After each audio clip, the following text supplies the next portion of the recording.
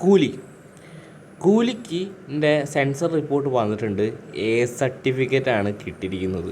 അപ്പോൾ നമുക്ക് മനസ്സിലാക്കാം മാരക വയലൻസാണ് ലോകേഷ് ഇതിൽ കാണിച്ചു വെച്ചിരിക്കുന്നതെന്നാണ്.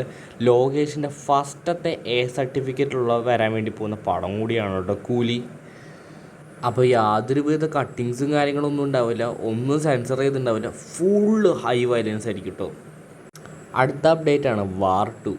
ഇന്ത്യയിലെ തന്നെ IMDbയിൽ ഏറ്റവും റേറ്റിംഗ് ഉള്ള രണ്ടാമത്തെ മൂവി ആയിട്ട് മാറിയിരിക്കുകയാണ് വാർ 2.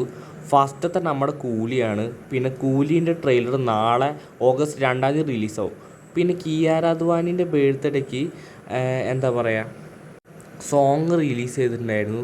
അത് സത്യം പറഞ്ഞു കഴിഞ്ഞാൽ ഇത്തിരി നിരാശനാണ്. കാരണം എന്താ വെച്ച് കഴിഞ്ഞാൽ ഹൃത്തിക് റോഷൻ്റെ അടിപൊളി ഡാൻസ് സ്റ്റെപ്പൊക്കെ ഉണ്ടാവുമെന്ന് വിചാരിച്ചു, പക്ഷെ അതുപോലെയൊന്നും ഉണ്ടായിരുന്നില്ല.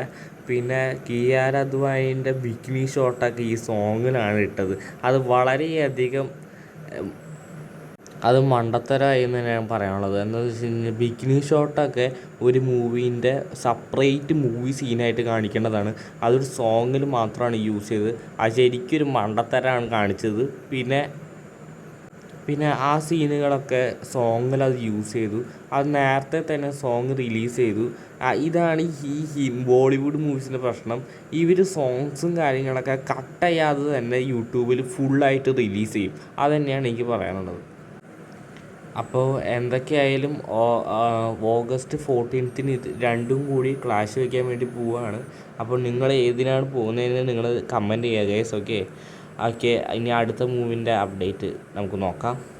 നമുക്കിനി അടുത്ത അപ്ഡേറ്റിലേക്ക് പോവാം. അടുത്ത അപ്ഡേറ്റിന് ഈ വർഷത്തെ നാഷണൽ അവാർഡാണ് ബെസ്റ്റ് ആക്ടറിനുള്ളത്. അത് നമ്മുടെ ഷാറുഖ് ഖാനാണ് എന്ന് പറയുന്നത്. അത് ജവാൻ.